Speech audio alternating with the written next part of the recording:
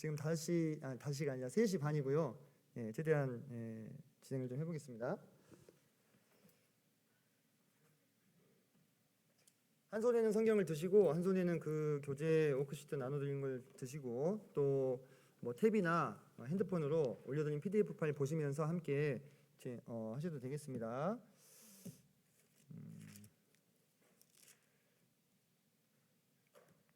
자, 지난번에도 한번 말씀드렸는데요. 왜 성경 공부를 하는가? 왜 내 현실과 그다지 상관없어 보이는 예언서들을 공부해야 하는가? 열왕기하 6장 13절로 17절의 말씀 지난번에도 말씀드렸는데 엘리사가 자기 사환에게 그래요.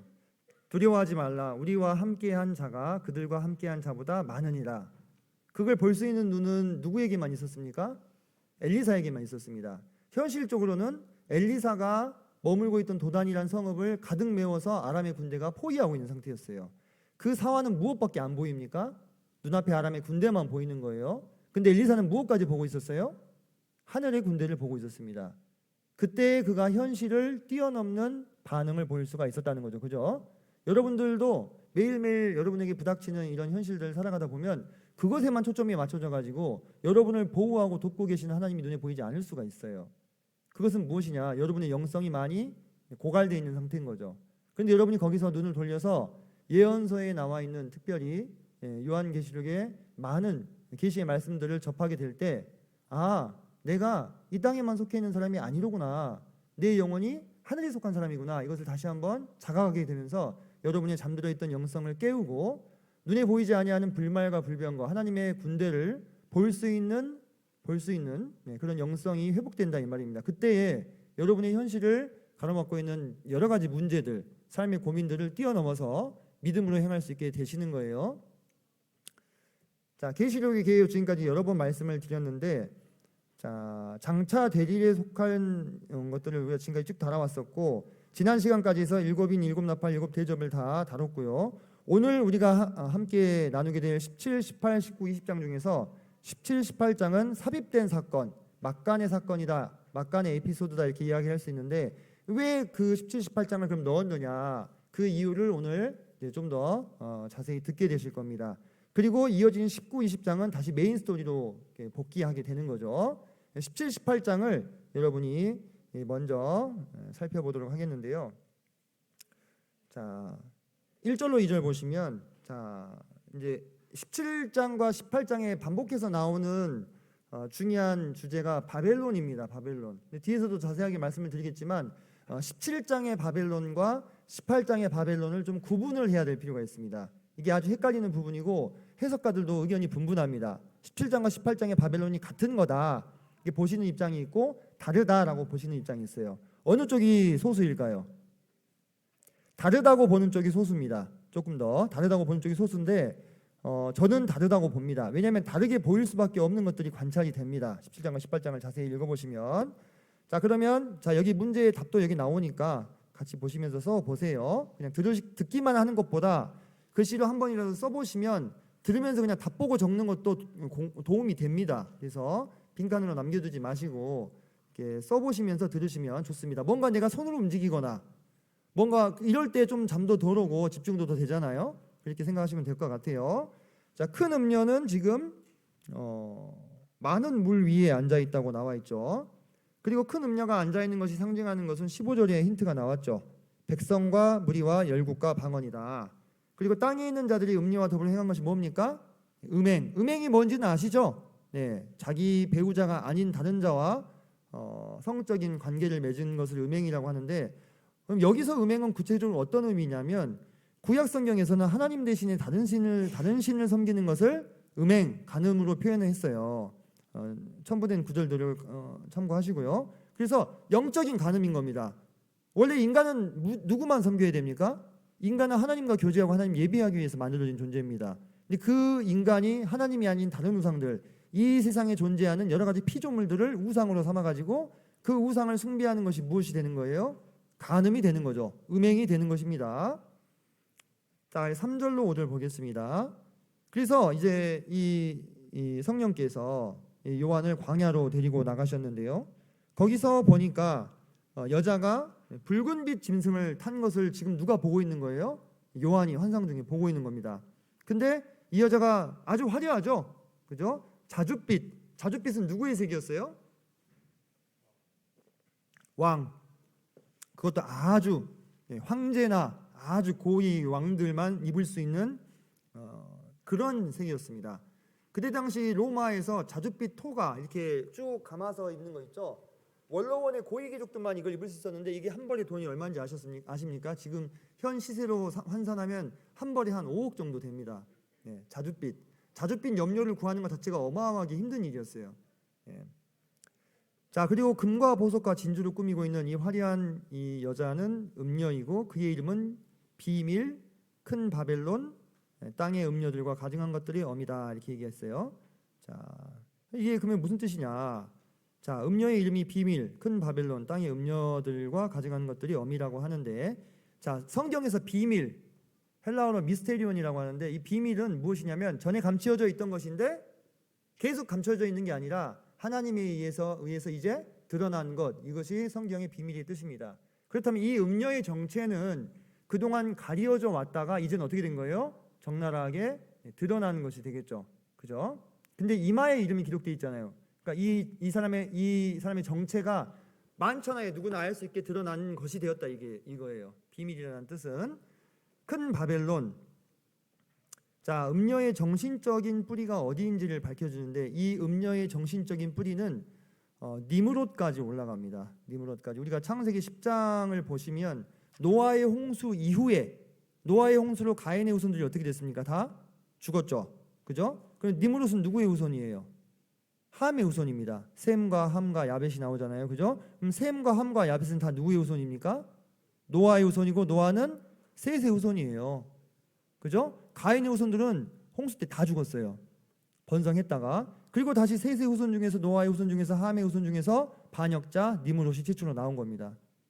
그러니까 이 니므롯은 가인의 이 정신적 후예가 되는 거죠, 그죠?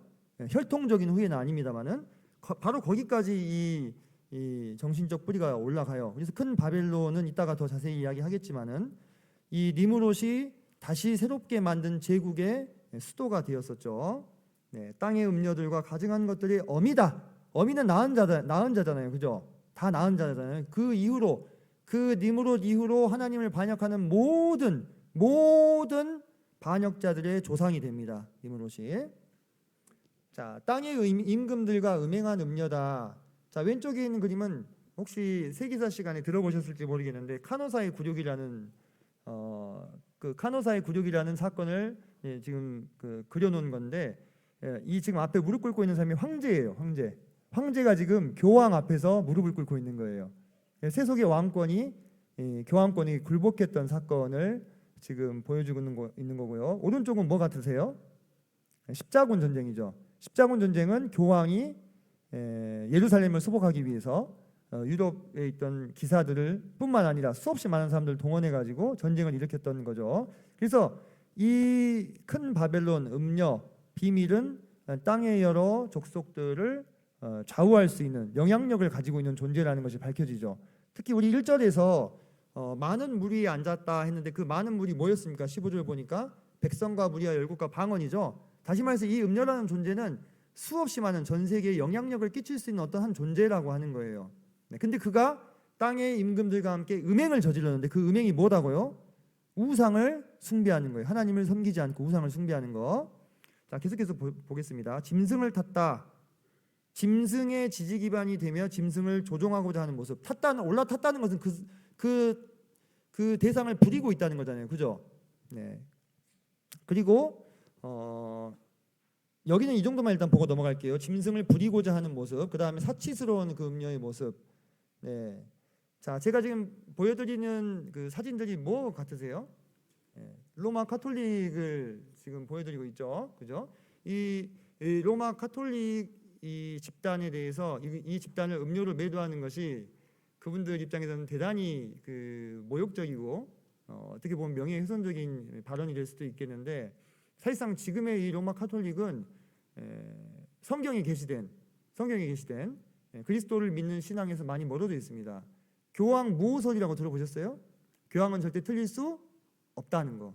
그리고 구원이 예수 그리스도께 있는 게 아니라 그 어미인 성모 마리아에게 있다고. 그것을 믿게 하고 마리아에게 기도하게 하잖아요. 그죠? 그러면 마리아는 엄마이기 때문에 예수님이 엄마의 청원을 거절할 수 없다는 논리입니다.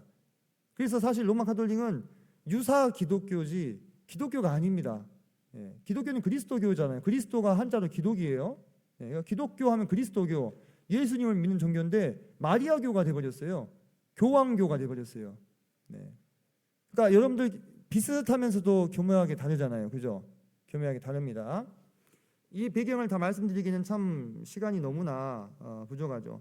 자, 그래서 제가 앞서 바벨론이 가증스러운 것들의 어미다 이렇게 말씀을 드렸는데요. 짧게 말씀을 드리면 제가 아까 말씀드렸던 그 니무롯과 니무롯의 아내가 세미라미스라는 사람입니다. 이들의 이름이 그럼 어떻게 전해지느냐? 이것은 히브리 구전으로 내려오는 내용들입니다. 그래서 성경에 직접 나오는 부분은 아니니까 한번 그냥 들어두세요. 그래서 여러분 그 니무롯이라는 이름은 나오잖아요. 이게 훨씬 낫겠네요. 이거 그냥 차라리 꺼주세요. 제가 그냥 이걸 기억할게요. 자, 니무롯과 세미라미스 사이에서 담무스라는 아들이 태어나는데 담무스 혹시 성경에서 들어보셨어요? 담무스 이걸 끄지 말고 이걸 꺼주세요.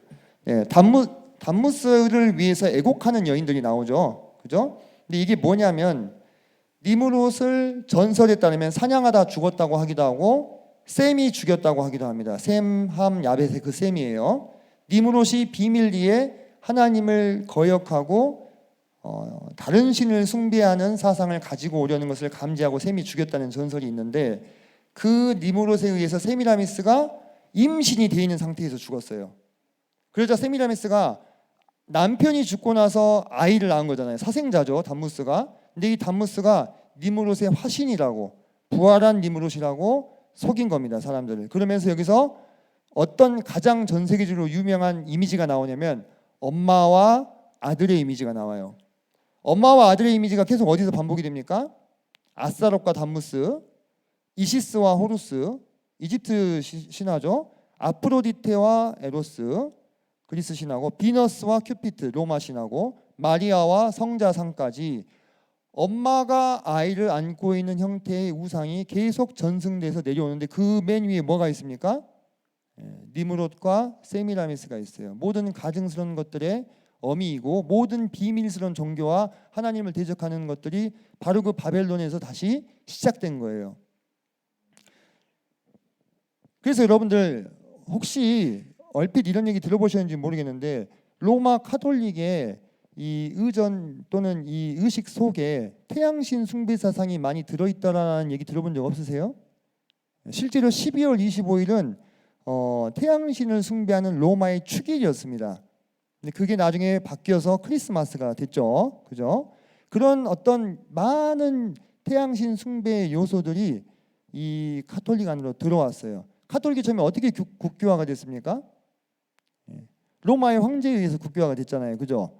그 황제가 원래는 태양신을 믿는 것이 로마의 주된 종교였습니다.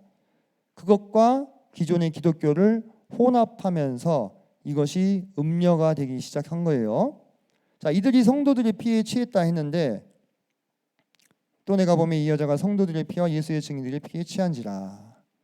취했다는 묘사는 어떤 의미를 지니고 있을까? 음녀가 성도들의 피, 예수의 증인들의 피를 수없이 많이 흘리게 한 것, 그것을 아주 개걸스럽게 만족하지 못하고 계속 순교자들의 피를 흘리면서 그 과정을 어떻게 했다고요? 즐겼다는 거예요. 여러분들 그 순교사를 읽어보시면 가톨릭에 의해서 얼마나 많은 참된 그리스도인들이 죽임을 당했는지 어렵지 않게 찾아보실 수 있습니다. 여러분이 관심이 있으시면 추가로 읽어보시기 바랍니다. 그렇다면 그렇게 계승된 바벨론의 정신을 계승한 이 음녀는 마침내 비밀이라 했잖아요. 사람들에게 드러나게 될 때 어떻게 드러나느냐? 세계 연합 종교의 형태로 드러나게 될 것인데 지금도 아주 활발하게 이 운동이 진행이 되고 있습니다. 종교 통합 운동이라는 건데요. 진리는 하나지만 진리에게 이르는 길은 여러 가지다. 이렇게 주장하는 거예요. 그래서 힌두교를 믿든 이슬람을 믿든 유교를 믿든 불교를 믿든 뭘 믿어도 구원받을 수 있어요. 그러면 전도할 필요 있습니까? 없습니까? 없어요. 왜냐? 토속 신앙도 인정이 되거든요. 토속 신앙도. 그것도 신과 만나는 거잖아요. 그죠? 성경이 말하는 하나님이 아니라 영적인 존재와의 합일, 영적인 존재와의 소통을 구원으로 생각하는 거예요. 지금 여러분 제가 지난번에 살짝 얘기했잖아요. 이런 류의 영성이 아주 각광받고 멀리 퍼지고 있는 시대입니다. 그래서 예수가 절대적인 구원의 길이 아니라고 얘기해요. 나는 길이요 진리요 생명이니 나로 말미암지 않고는 아버지께로 올 자가 없느니라 라는 말씀을 정면으로 반박하는 종교 통합운동이 지금 아주 활발하게 이루어지고 있습니다. 마침내 이것이 이루어지게 될 것이고, 이것이 성경 계시록 17장에서 말하고 있는 음녀의 정체이고, 이 음녀가 짐승을 타고 있다는 건 무슨 뜻이겠어요? 이 세 개의 종교 연합체가 짐승을 지지하고 후원하고 조종하려고 한다는 거예요. 이해되시죠? 여러분, 종교는 가장 강력하게 사람을 통제할 수 있는 정신적인 도구입니다. 맞죠? 그죠? 종교만큼 강력한 게 있어요? 도덕도 초월하는 게 종교입니다. 어떤 때는. 그래서 종교적인 열심으로 뭘 저질러요? 살인을 저지르잖아요. 살인은 일반적인 인간의 양심과 도덕이 가면 뭐예요? 죄로 규정이 되는데도 종교적인 열심이 앞서게 되면 그걸 초월한다 이거예요. 그럼 여러분들 생각해 보세요. 이 세계 종교연합이 짐승을 지지하게 되면 어떻게 되겠습니까? 이 종교에 소속된 사람들은 다 누구를 지지하게 되는 거예요? 짐승을 따라가게 되는 거예요. 디모데후서 4장 3절로 4절의 말씀 여러분 잘 들어보세요. 여러분도 그렇게 될 수 있어요. 여러분도 여러분이 듣고 싶은 얘기만 듣고 싶어 할 수 있다고요. 사람은 다 누구나 그렇습니다. 내가 듣고 싶은 얘기 듣잖아요. 안 그래요? 내게 정말로 도움이 되는 이야기보다는 내가 듣고 싶은 얘기 해주는 사람이 더 반가운 거예요. 근데 우리가 제가 앞에서 말씀드렸던 현실을 일깨우는 영성이 사라지게 되면 여러분은 이 디모데후서 4장 3절의 이 3절로 4절의 이 말씀이 여러분의 말씀이 되는 거예요. 안 좋은 의미에서. 그럼 되겠습니까? 안 되겠잖아요. 그죠? 여러분의 사욕을 따를 스승을 많이 두고 귀를 진리에서 돌이켜 허탄한 이야기를 따르게 만드는, 그것을 좋아하는, 즐기는 그런 사람이 되면은 망하는 거죠. 망하는 거예요. 지옥에 가는 것은 아니겠지만 무익한 삶을 살게 되는 거예요. 여러분 생각해 보세요. 만약에 모든 종교가 다 구원받는 길이라면 예수님이 왜 이 땅에 오셨습니까? 예수님이 왜 십자가에서 돌아가셨어야 돼요? 이 앞에서 이 종교 통합운동이 함의하고 있는 게 뭔지 아시겠죠? 예수님의 죽음을 무의미한 것으로 만드는 거예요. 무익한 것으로 만드는 거예요. 용납할 수 있습니까? 참된 그리스도인이라면 용납할 수 없는 거죠. 구약의 하나님께서는 바알, 아세라, 몰록을 섬기는 이방인들을 왜 다 죽이라고 하셨습니까? 그걸 믿어도 천국 갈 수 있다면, 구원받을 수 있다면 왜 죽이라고 하셨어요? 그리고 이스라엘 사람들이 하나님을 안 섬긴 게 아닙니다. 하나님 섬겼어요. 근데 하나님도 섬기고 바알과 송아지도 섬긴 거예요. 그래서 뭐가 되는 거예요? 간음이 되는 거예요. 지 남편이 있는데 또 딴 남자가 있어. 딴 애인들이 있어. 그러면은 괜찮아라고 하실 수 있으세요? 현빈 형제님 괜찮아요? 좋은 게 좋은 거지 이러면서 안 되죠. 불가능한 거예요. 그게 통할 수 없는 영역인 거죠.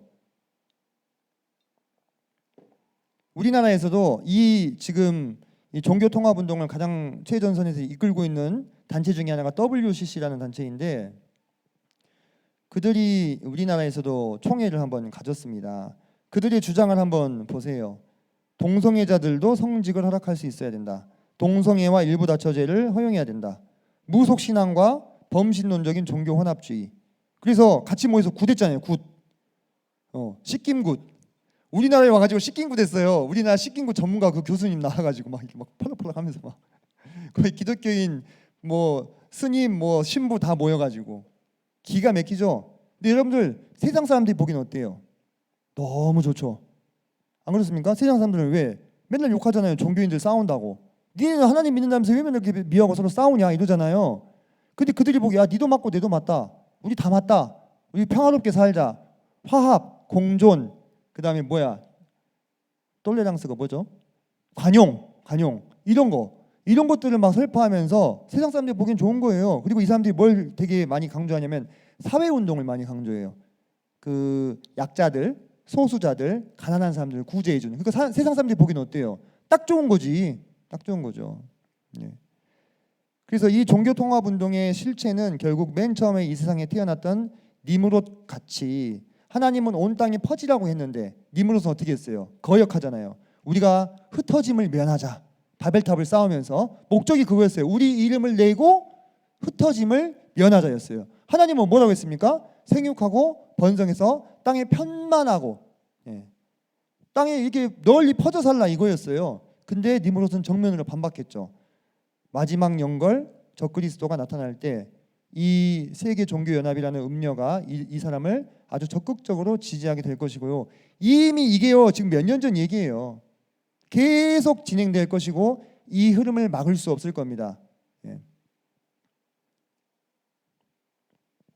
자, 이게 넘어갈게요. 자, 짐승의 정체는 제가 방금 말씀드렸는데요. 적그리스도죠, 그죠? 세상 마지막에 나타나게 될 적그리스도. 그 짐승을 음녀가 아직 타고 있어요. 아직까지는 음녀가 짐승을 통제하고 있는데 나중에 보면 어떻게 됩니까? 나중에 보면은 음녀가 오히려 잡아먹히죠, 그죠? 자, 이 적그리스도의 출현에 대해서는요 정말 성경에 많이 나와 있습니다. 그 얘기는 무슨 얘기겠어요? 반드시 나타나는 거예요. 반드시. 여러분들 이 오맨이라는 영화 아세요? 임씨 아세요? 몰라. 근데 왜 고개를 끄덕끄덕했어? 이걸 알면 좀 나이가 좀 된 사람인데 저 어렸을 때 봤던 기억이 나요. 오맨을. 이게 모티브가 뭐냐면 이 영화의 모티브가 뭐냐면 적그리스도도 세상에 태어나서 애기였던 시절이 있을 거 아니에요. 그 시절에 적그리스도를 낳은 부모와 주변 사람들이 겪는 이야기. 다 죽어. 얘 빼고. 근데 머리 뭐 여기 666 이렇게 써져 있어요. 그때 막 유행이 뭐였냐면 서로 이렇게 정수리 봐주기. 써져 있는지 안 써져 있는지 야 너 있어 하면서 없다 와 막 이렇게 막 다행이라고 생각하고 그랬었어요. 영화적인 이제 상상력인데 여기다 666 쓰고 태어나겠어요. 지금 생각해 보면 그죠? 근데 이제 여기 나오면은 그걸 이렇게 해서 확인하거든요. 여기 써져 있는 거 보고 깜짝 놀랐는데 자고 있다가 딱 쳐다본단 말이야. 이렇게 얼마나 섬뜩하겠어요, 그죠? 하고 막 그랬던 것 같아 제 기억에. 하여튼 이 적그리스도가 누구냐에 대해서 자 그는 로마 제국의 후예일 가능성이 높고 그렇다면 이방인이겠죠. 7년간의 평화 조약을 이끌어내고 세계적인 영향력을 행사하게 될 것입니다. 조금 이따 이 짐승에 대해서 더 자세히 알아볼 거예요. 짐승이 머리가 몇 개예요? 머리가 7개, 뿔이 몇 개? 10개. 17장 3절 봐보세요. 3절 보면 중반부에 그 짐승의 몸에 하나님을 모독하는 이름들이 가득하고 7머리와 10뿔이 있다고 나오죠. 그죠? 이 적그리스도가 마지막에 최후에 하나님을 반역할 그런 사람입니다. 특이한 게 그 10뿔은 10왕인데 그 중에 3명의 왕을 제거한다는 이야기가 다니엘서 7장에 나와요. 이런 게 이제 예언 해석하는데 좋은 키가 되는 거예요. 그리고 마지막에 하나님의 성전에 앉아서 자기 우상을 세우고 자기를 하나님으로 높일 것입니다. 적그리스도의 포지션은 정확하게 뭐라고 생각하시면 되냐면 참 여기다 삼위일체를 갖다 댄다는 게 상당히 불경스러운데 그리스도의 포지션을 적그리스도가 맡는 거예요. 하나님의 포지션을 누가 맡아요? 사단이 맡고 성령의 포지션을 거짓 선지자가 맡습니다. 그래서 어둠의 삼위일체 이렇게 부르는데 사실 삼위일체 여기다 갖다 대는 건 너무 제 마음이 죄송하네요. 네, 주님께. 자, 그는 마지막에 혜성같이 이 세상에 나타난 그런 아주 유능한 정치 지도자가 될 것입니다. 지금 여러분 최근에도 마크롱 프랑스 대통령이잖아요. 프랑스 대통령이 무슨 얘기했는지 아십니까? 온 세상은 지금 절대적인 카리스마 있는 단 한 명의 지도자를 원하고 있다 이런 얘기를 했어요. 자꾸 밑밥을 깔아요. 자꾸 스텝을 밟죠, 그죠? 뭔가 그들도 생각을 하고 있는 바가 있을 겁니다. 자, 그래서 그는 음녀인 연합 종교 측에 앞서서 설명드렸죠. 도움을 받을 겁니다. 처음에 자신의 정치 기반이 미약하기 때문에 종교 지도자의 도움을 받겠지만 나중에 그들을 제거한다고 뒤에 나옵니다. 그리고 그에게 반기를 드는 세력들이 있어요. 자, 보세요. 여기 보면 10왕 중에 3왕을 제거하죠. 새 뿔이 갑자기 죽어요. 새로운 뿔이 돋아나면서. 자, 이걸 가지고 제가 나중에 이따 좀 풀게요. 마지막에 그는 어떻게 됩니까? 산채로 불못에 던져지는 불못에 첫 번째로 입장하는 사람이 될 것입니다. 거짓 선지자와 함께요. 적그리스도 관련된 성경 구절인데요. 다 못 읽어요. 여러분들 나중에 한번 찾아보세요. 한 페이지, 두 페이지, 세 페이지, 네 페이지. 대충 찾은 것만 이 정도입니다. 5페이지. 여러분 많아요, 적어요? 많죠? 적그리스도가 나타나겠어요, 안 나타나겠어요? 당연히 나타나는 겁니다. 성경의 근거뿐만 아니라 성경 외적 근거도 계속 이 사람의 출현을 만들어 나가고 있습니다. 이 출현의 무대를. 자, 짐승과 세계 정부, 틀림없이 이 짐승은 세계적인 정부를 이끄는 자가 될 것인데 이에 대해서는 이미 다니엘이 수천 년 전에 이미 환상을 받아가지고 우리에게 알려줬죠. 그죠? 이런 건 넘어갈게요. 자, 넷째 짐승의 위력은 천하를 삼키고 밟아 부서뜨릴 것이다 라고 했어요. 그리고 계시록 13장 8절에 보니까 마지막 부분에 빨간색만 볼게요. 이 땅에 사는 자들은 다 그 짐승에게 경배하리라. 생명책에 기록되지 못한 모든 사람들은 다 이 짐승의 차지가 될 것입니다. 자, 9절로 가겠습니다. 17장 9절. 거기 보면 자, 지혜 있는 뜻이 여기 있으니 그 7머리는 여자가 앉은 7산이요. 자, 보세요. 자, 이 짐승은 머리가 7개고 뿔이 10개라 했죠. 그러면 요한이 본 거는 그거죠. 근데 그것이 그 뜻이에요? 짐승 적그리스도가 진짜 머리가 7개 달린 사람이 나오는 거예요?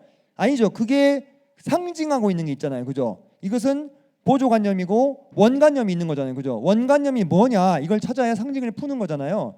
근데 여기서 어떻게 하고 있어요? 설명해 주고 있죠. 그 7머리가 뭐라고요? 여자가 앉은 7산. 뒤에서 보겠습니다. 또 7왕. 자, 여기서 해석자들이 7산이 어떻게 7왕이 될 수 있느냐 해서 7산을 다르게 해석을 하는데 제가 여러 가지 이제 자료들을 보면서 최선이라고 분명한 것을 말씀을 드릴 수밖에 없다고 생각이 돼요. 여기 참 의견이 많이 분분합니다. 상징의 해석이기 때문에. 자, 7왕인데 5은 망했고 하나는 있고 다른 하나는 아직 이르지 아니하였으나 이르면 반드시 잠시 동안 머무르겠다. 10절에서 얘기했죠. 그러면 5은 뭐냐? 5은 이미 망한 나라들, 애굽, 아수르, 바벨론, 바사, 헬라. 이 5개 제국의 공통점이 뭔지 아세요? 모두 이스라엘을 멸망시키려고 했던 나라입니다. 맞죠? 애굽의 바로, 아수르의 사네립, 바벨론의 느부갓네살, 바사는 고레스는 풀어줬잖아요. 고레스 이후의 왕 중에서 하만이라는 그 신하를 거느린 왕이 있었죠. 아하수에론가, 그죠? 아하수에론 왕 밑에서 총애를 받던 하만이 뭘 하려고 했어요? 유대인들을 다 죽이려고 공문을 보냈죠. 그게 에스더서의 배경이잖아요. 다 죽이려고 했어요. 네. 헬라는 뭐예요? 헬라의 알렉산더 대왕이 헬레니즘이라고 하는 동방과 서방의 문화와 종교를 혼합시키고자 해서 이 헬레니즘에 실제로 살아남은 귀한 유대인들의 후예인 유대인들이 많이 영향을 받았어요. 그리스 문화에. 문화적으로 이 유대인들을 말살하고자 했던 5은 망했고 하나는 있고, 이 요한이 살아있던 당시에 있던 나라가 어디예요? 로마죠. 그죠? 하나는 있고 다른 하나는 아직 이르지 아니한 나라. 누구의 나라입니까? 적그리스도의 나라가 나타나는 거예요. 아주 크고 두려운 짐승, 10뿔 가진 짐승, 철과 진흙이 뒤섞여 있는 그 나라. 그죠? 자, 전에 있다가 지금 없어진 짐승은 8째 왕이니 7 중에 속한 자라. 이게 무슨 아리송한 이야기냐. 11절이 정말 어렵죠. 그죠? 전에 있었다가 지금 없어진 짐승은 8째 왕이니 7 중에 속했다. 자, 이 짐승의 나라가 몇 번째 나라예요? 지금 7번째 왕이라고 했잖아요. 근데 또 왜 또 8이 나왔을까? 자, 이런 데서 우리가 여러 가지 성경의 상징의 해석들을 가지고 와야 돼요. 그래서 어렵다고 볼 수 있겠죠. 자, 전에 있었다가 지금 없어졌다고 한 짐승은 이 짐승의 가짜 부활 사건이 있을 것입니다. 뒤에서 나올 건데, 뒤에서 나올 거예요. 제가 뒤에 설명드릴게요. 일단 이렇게 보시고, 그 짐승을 따르는 10뿔이 10왕이다 이렇게 풀어주죠. 그죠? 다시 말해서 7머리는 역사의 시간을 따라서 생기고 사라진 것들이에요. 왕들을 상징하고 있고, 거기에 맺혀 있는 10뿔은 뭡니까? 적그리스도와 동시대를 살고 있는 10왕입니다. 근데 그들이 한 뜻을 가지고 자기 능력과 권세를 누구에게 준다고요? 짐승에게 준다고 나와 있습니다. 자, 그러면 풀리지 않은 것이 7산이에요. 그죠? 7산. 자, 일곱 산은 보시면 고대 로마의 기초가 된 테베르강 유역에 7개의 언덕이 있어요. 아까 우리가 9절 보면 이 여자가 어디에 앉았다고 나와요? 7산 위에 앉아 있어요. 자, 여자가 앉은 곳이 많은 물 위에 앉아 있죠. 그죠? 그리고 짐승 위에 앉아 있죠. 그리고 7산 위에 앉아 있죠. 이 세 가지는 여러분 실제적인 장소를 말하는 게 아니겠죠. 그러면 그죠? 서로 다른 세 장소에 동시에 앉아 있을 수 없잖아요. 이것은 무엇으로 생각해야 되냐면 연관성으로 생각해야 돼요. 그 짐승 그 위에 앉아 있으니까. 많은 물 위에 앉아 있다는 것은 열국과 연관이 있다. 열국에게 영향을 미치는 존재다. 붉은빛 짐승 위에 있는 것은 뭐예요? 적그리스도를 조종하려고 하는. 그러면 7산 위에 앉아 있다는 것은 뭐예요? 로마가 음료의 근거지다라고 생각하기보다는 로마와 음료와의 연관성. 무엇이 떠오릅니까? 로마 카톨릭. 어디 있어요? 로마 중심부에 바티칸 시티 있잖아요. 저 거기 갔다 왔는데 베드로 대성당이 있습니다. 그 베드로 대성당이 있는 그 로마 바티칸 시티와 음료와의 연관성을 우리에게 떠오르게 해주잖아요. 그러면 이 음료의 정체가 어떻게 돼요? 계속 점점 뚜렷하게 드러나게 되죠. 자, 이거 다시 이제 풀어봅시다. 11절. 그의 머리 자 전에 있었다가 지금 없어진 짐승은 8째 왕이니 7 중에 속했다. 그가 멸망으로 들어가리라 했는데, 자 계시록 13장 8절 앞에 보시면 이 짐승에 대해서 이런 표현이 나옵니다. 그의 머리 하나가 상하여 죽게 된 것 같더니 그 죽게 되었던 상처가 나음에 온 땅이 놀랍게 여겨 짐승을 따랐다. 이렇게 얘기합니다. 자, 이 사건을 보세요. 전에 등장했어요. 적그리스도가. 근데 지금 치명적인 상처를 입고 죽었다가 어떻게 되는 거예요? 다시 회복이 되는 거예요. 무슨 얘기인지 이해되세요? 지금 적그리스도가 흉내낼 가짜 부활 사건을 말하는 거예요. 제가 그랬잖아요. 적그리스도의 대척점에 뭐가 있다고요? 그리스도가 있다고. 그래서 이 적그리스도는요, 모든 면에서 그리스도를 흉내내요. 그가 틀림없이 아주 치명적인 테러를 입어서 거의 다 죽었다고 생각하는 사건이 일어나는 거예요. 거의 다 죽었다. 이건 진짜 죽었다. 이렇게. 근데 사탄이 생명을 부활시킬 수는 없어도요, 생명을 저기 다친 상처를 낫게 하는 건 할 수 있어요. 실제로 여러분. 저는 관련된 기록들을 읽은 것이 있는데 시간 관계상 다 얘기할 수는 없지만 여러분들 사탄도 신유의 능력을 발휘할 수 있어요. 사람들을 속이기 위해서요. 그러면 이 적그리스도의 치명적인 상처를 짐승이 낫게 해주는 거예요. 그런데 잘 보세요. 이 짐승이 나으면서 그가 새롭게 영을 받게 되는데 그 영은 누구의 영이냐면 사탄의 영이에요. 이제 이 적그리스도는 자기가 그런 테러를 당하기 이전과는 전혀 다른 존재가 돼요. 사탄이 그 안으로 들어와요. 그래서 사탄에 의해서 완전히 빙의돼 가지고 사탄처럼 말하고 행동하는 사람이 되는 겁니다. 그래서 자기를 뭐라고 합니까? 하나님이라고 말하고 성전에서 자기의 우상을 세우고 자기를 하나님을 숭배하게 만들잖아요. 그거 누가 하고 싶어하는 짓이에요? 사탄이 하고 싶어하는 짓이잖아요. 처음에 전 세계가 이 적그리스도한테 왜 홀딱 홀리겠어요? 누가 봐도 멋있는 사람이야. 누가 봐도 유능해. 우리 버락 오바마가 처음에 딱 등장했을 때 어땠어요? 사람들이 다 한마디로 뿅 했잖아요. 얼마나 토론을 잘합니까? 그죠? 얼마나 말을 잘해요. 얼마나 매너가 있어. 그죠? 민주주의 정신을 수호하고자 하는 수호자처럼 보였잖아요. 그래서 그렇게 사람들이 다 넘어갔어요. 지금 버락 오바마가 적그리스도 말하는 거 아니에요. 오해하지 마세요. 그런 느낌일 거라 이거예요. 이 적그리스도가 처음에 탄생했을 때는. 근데 이 사람이 점점 이상해지는 거지. 결국 그 테러를 기점으로 사탄의 완전한 하수인이 될 겁니다.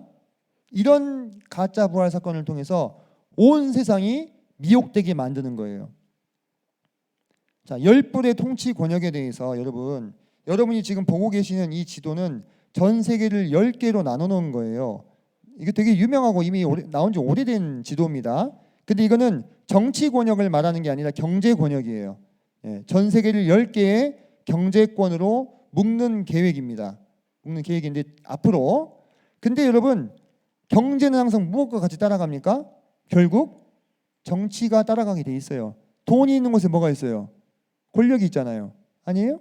돈이 있는 곳에 권력이 있는 거예요. 경제 권역을 10개로 나눌 생각을 했다면 정치 권역이 이것이 되지 말라는 법이 어디 있어요? 10뿔이 동시에 존재할 수 있는 어떤 가능성들을 보여주는 거죠. 그 중에 세 왕을 복종시킨다고 했어요. 마음속에 담아두시고 지금 점점 경제적인 연합은 확장이 되고 있고 이 연합 속에 들어가지 않으면 살기 어려운 시대가 점점 되고 있습니다.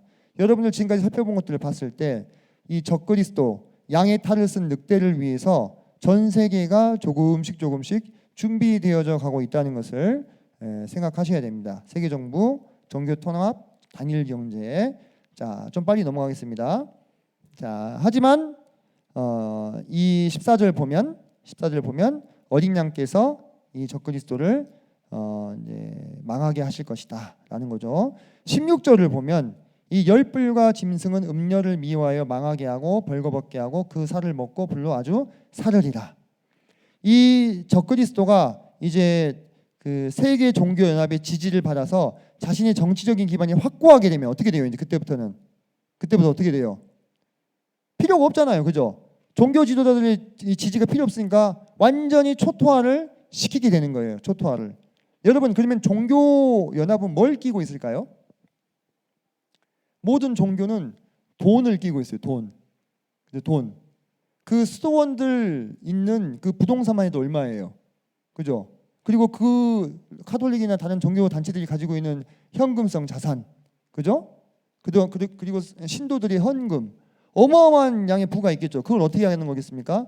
전부 다 몰수하겠죠. 그 다 누구의 주머니에 들어가겠어요? 적그리스도와 10왕의 주머니로 들어가는 거죠. 세계 통치 자금이 되는 거죠. 그렇게 쓸모가 없어진 음료를 완전히 몰락시켜 버립니다. 그런데 그렇게 하는 것은 다 하나님이 뜻을 주셨기 때문이에요. 이 상황들을 누가 통제하고 있습니까? 하나님이 통제하고 계시는 거예요. 하나님께서.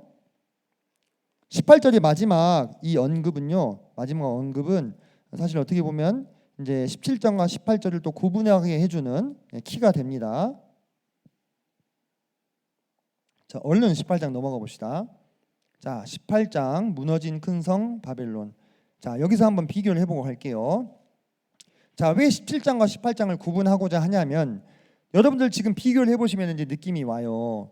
공통점은 뭐냐면 둘 다 바벨론이라는 칭호를 쓰고 있고 열국과 음행을 저질렀다고 했고 결국 마지막에 어떻게 됩니까? 파멸에 이르게 되거든요. 차이점은 뭐냐면 자, 17장은 종교적인 바벨론을 말하고 있다면 18장은 정치 경제적인 바벨론을 의미하고 있습니다. 두 가지로 구분이 될 수 있는데 자, 심판에 대한 반응을 보면 자, 음녀는 짐승이 자기 마음대로 처단해요. 근데 정치 경제적인 바벨론은 몰락했을 때 온 세상의 왕과 상인과 선장과 선원들이 어떻게 해요? 슬퍼합니다. 17장에 그런 묘사가 나와요, 안 나와요? 안 나와요. 17장에는 누가 슬퍼했다는 얘기가 안 나옵니다. 자, 그리고 심판 시기의 차이가 있어요. 심판 시기의 차이가 어떻게 되냐면 17장에 나오는 음녀는 70일의 중반부에 이 심판이 이루어져요. 계시록 14장 8절에 보면은 관련되는 언급이 나오는데 그런데 18장에 나오는 바벨론은 70일의 후반부인 7번째 대접이 부어질 때 멸망하게 이르게 됩니다. 잘 보면 이 계시록 17장에 있는 음녀는 얼마 만에 죽는다는 얘기가 없어요. 근데 18장의 바벨론은 1시간 만에 망한다고 나옵니다. 여러분 1시간 만에 하나의 이 거대한 도시가 망하려면 뭐밖에 없겠어요? 뭐밖에 없어요? 전쟁으로 1시간 만에 망하게 할 수 있어요? 자연재해, 특히 지진, 그죠? 지진이면요 1시간이면 넉넉하게 다 부서지고도 남습니다. 우리 7번째 대접을 부어지고 나서 뭐가 일어납니까? 전무후무한 지진이 일어나잖아요. 16장 19절 한번 가보세요. 계시록 16장 19절을 보면은 큰 성이 세 갈래로 갈라지고 만국의 성들도 무너지니 큰 성 바벨론이 하나님 앞에 기억하신 바 되어 그의 맹렬한 진노의 포도주 잔을 받는다고 나오죠. 그죠? 이 사건이 무엇에 연결된 사건이에요? 7째 대접이 부어진 사건이잖아요. 그로 인한 지진으로 인해서 이렇게 되는 거잖아요. 지금 맞죠? 그래서 1시간 만에 망했다는 것이 운유적인 표현이 아니에요. 문자 그대로 1시간 만에 완전히 이 도시가 파멸에 이르게 되는 겁니다. 자, 여기까지 17장과 18장을 좀 구분해 보시고, 그렇다면 18장은 어떻게 보냐면 재건된 바벨론 도시로 봅니다. 실제로 재건된 바벨론 도시. 여러분들 고대 바벨론의 유적지가 지금 남아 있는 거 아시죠? 그죠? 남아 있습니다. 지금 관광도 가실 수 있어요. 돈만 내면. 그리고 고대 바벨론 도시 유적지 옆에 또 다른 마을이 있어요. 지금도 실제로 그 고대 바벨론 유적을 맨날 바라보며 살아요. 그곳에 이 정치, 종교, 정치, 경제적인 바벨론이 재건될 것이다. 누구의 주도에 의해서? 짐승의 주도에 의해서. 이것은 정확하게 여러분 데칼코마니 아시죠? 한쪽 그려서 딱 접으면 어떻게 돼요? 딱 펼치면 양쪽이 무늬가 똑같은 거 알죠? 여러분 이쪽 면에 누가 그림을 그려놨어요? 니무롯이 그림을 그려놨잖아요. 딱 접어서 펴면 어떻게 돼요?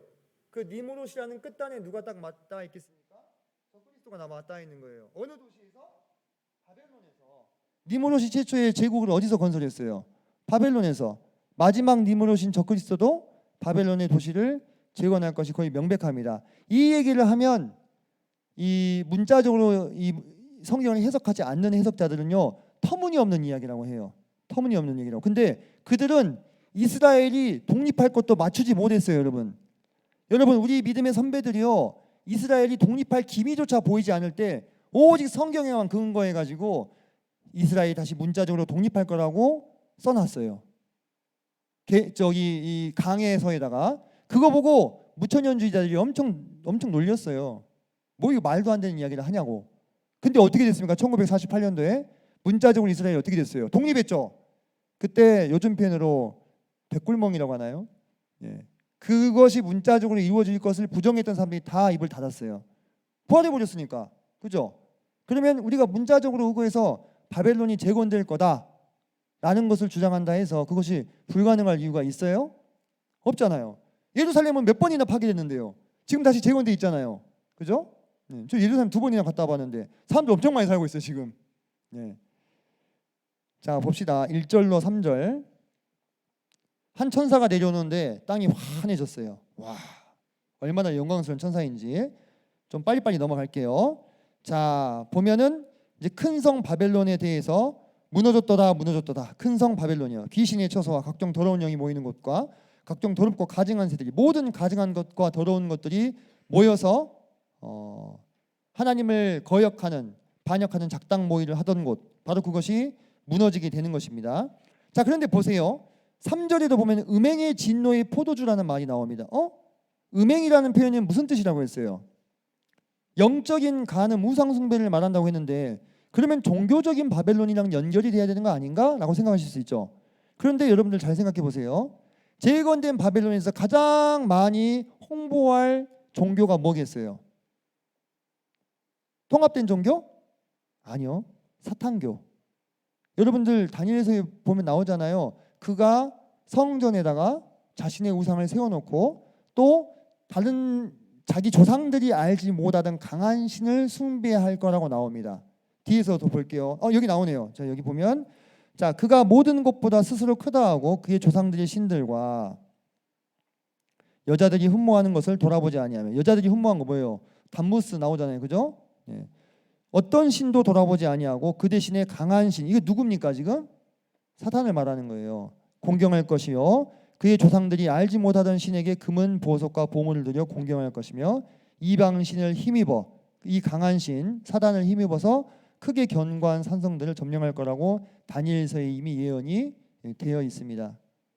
그러니까 이 정치 경제적인 바벨론도 영적인 간음을 행한 것은 매 마찬가지죠. 그죠? 하나님을 숭배하지 않았잖아요. 자, 땅의 상인들이 그 사치의 세력으로 치부했다.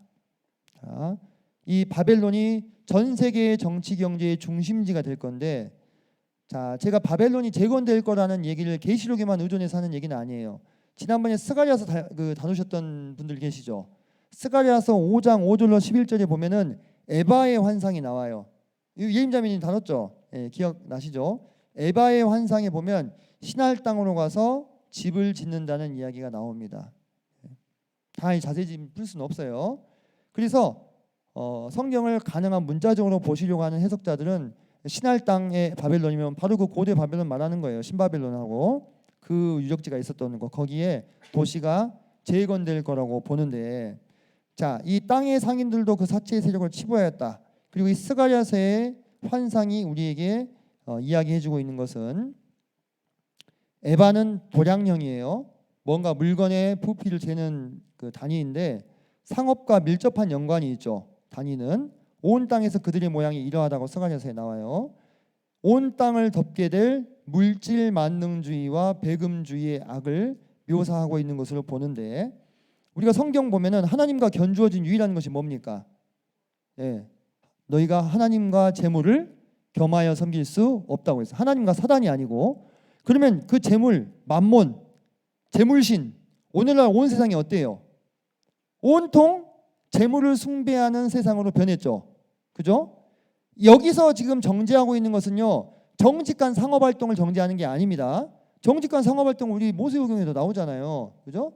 근데 뭘 지금 정죄하고 있냐면 편법과 사기와 횡령, 이런 걸 통해서 발전된, 그리고 돈으로 모든 걸 살 수 있다고 생각하는, 돈을 숭배하는, 그걸 말하는 거예요. 오늘날 현대인 중에서 물질 만능주의로부터 자유로울 수 있는 사람이 참 드물죠. 그죠? 솔직히 말해보세요. 돈으로 다 살 수 있죠? 예? 살 수 없어요? 누가 그러더라고. 돈으로 행복할 수 없어요. 그랬더니 그건 당신이 행복할 만큼 돈이 없어서 그래요. 그러더라고. 행복할 만큼 돈이 있으면 돈으로도 행복할 수 있다 이거예요. 당신이 그만큼 돈을 못 가져봐서 그런다 이거예요. 근데 정말 그 말이 사실인 것 같은 세상이잖아요. 그죠? 우리는 또 자유로울 수 없어요. 여러분, 우리는 물질 만능주의와 배금주의로부터 자유롭습니까? 아니요. 저부터 그럴 수 없어요. 왜? 우리는 날 때부터 이 물질 만능주의의 가치관에 기반한 세계에서 자라왔어. 돈이 없으면 아무것도 안 된다는 생각이 은연중에 깔려 있어요. 그렇지 않나요? 네. 왜 공부합니까? 돈 벌라고. 왜 시험 쳐요? 돈 벌라고. 그죠?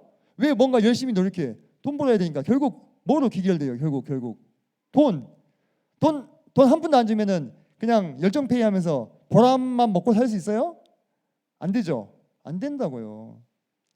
그래서 우리가 뭐 그러면 어쩌자는 얘기냐? 우리 안에서 우리도 이 땅의 상인들로 사치의 세력으로 치부하였던 이 바벨론의 정신을 계승한 이들로부터 우리가 항상 거리를 의식적으로 두고자 해야 된다 이거예요. 마지막에 제가 정리해 드릴게요. 4절로 7절 보면, 4절에서 내 백성아 거기서 나와 그들의 죄에 참여하지 말고 그가 받을 재앙들을 받지 마라, 이렇게 말씀하시죠.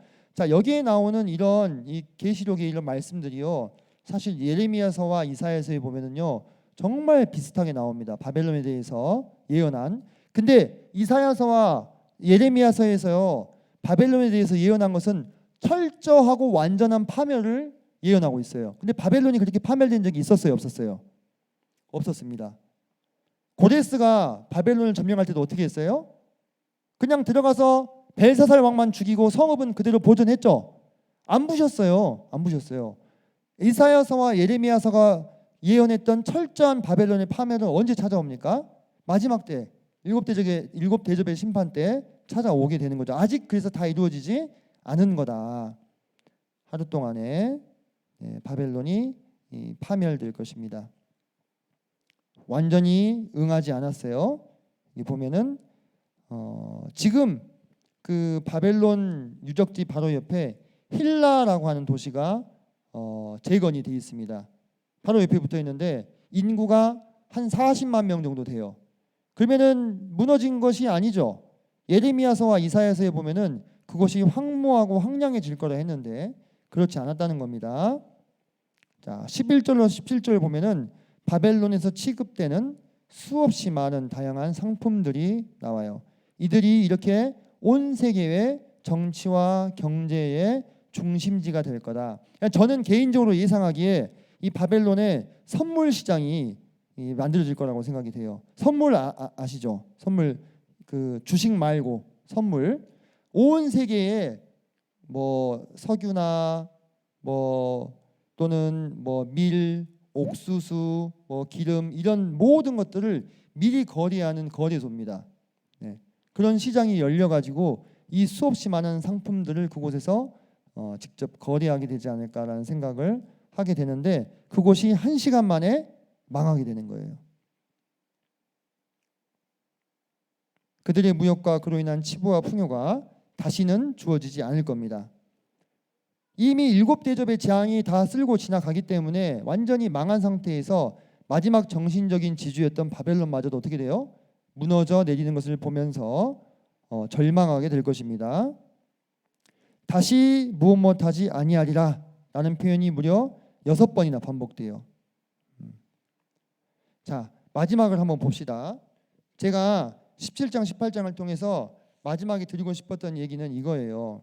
자, 우리가 세계사를 쭉 돌이켜 보건대 이 세상은요 언제나 두 세력의 싸움이었어요. 맞죠? 그죠? 선악과 전투에서 사탄이 승리했잖아요. 아담과 하와를 상대로. 그 이후로는 그 뒤에 나오는 모든 세력들은요 아주 소수로 보이는 하나님의 작은 세력들과 수없이 많은 다수의 사탄의 세력으로 양분되는 거예요.